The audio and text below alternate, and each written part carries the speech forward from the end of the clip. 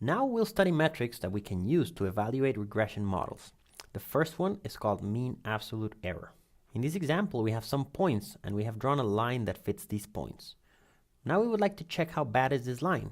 A good way to do this is to just add the absolute values of the distances from the points to the line. Mean absolute error is very easy to calculate in sklearn. What we do in this example is to create a linear regression classifier object called classifier.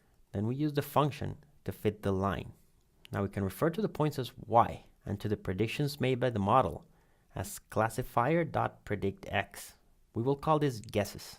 And finally, the mean absolute error is just calculated with the mean absolute error function. The mean absolute error has a problem, which is that the absolute value function is not differentiable, and this may not be good if we want to use methods such as gradient descent. To solve this problem, we use the more common mean squared error.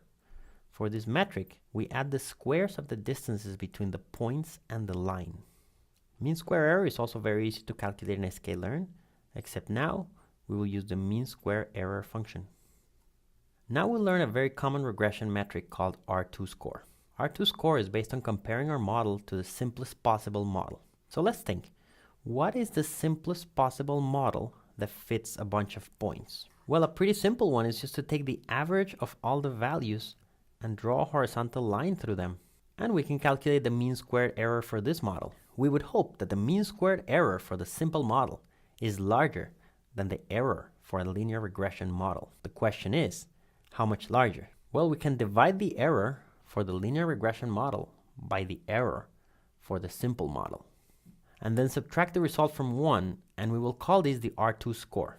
If the model is not very good, then the two errors should be similar, and this quantity here should be close to 1, so the whole R2 score should be close to 0.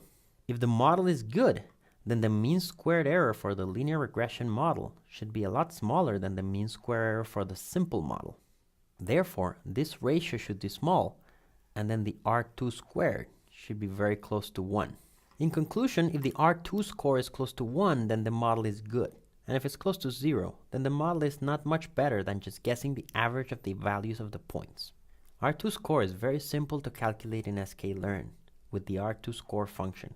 Here's a small example where we calculate the R2 score between the true values in blue and the predicted values in green.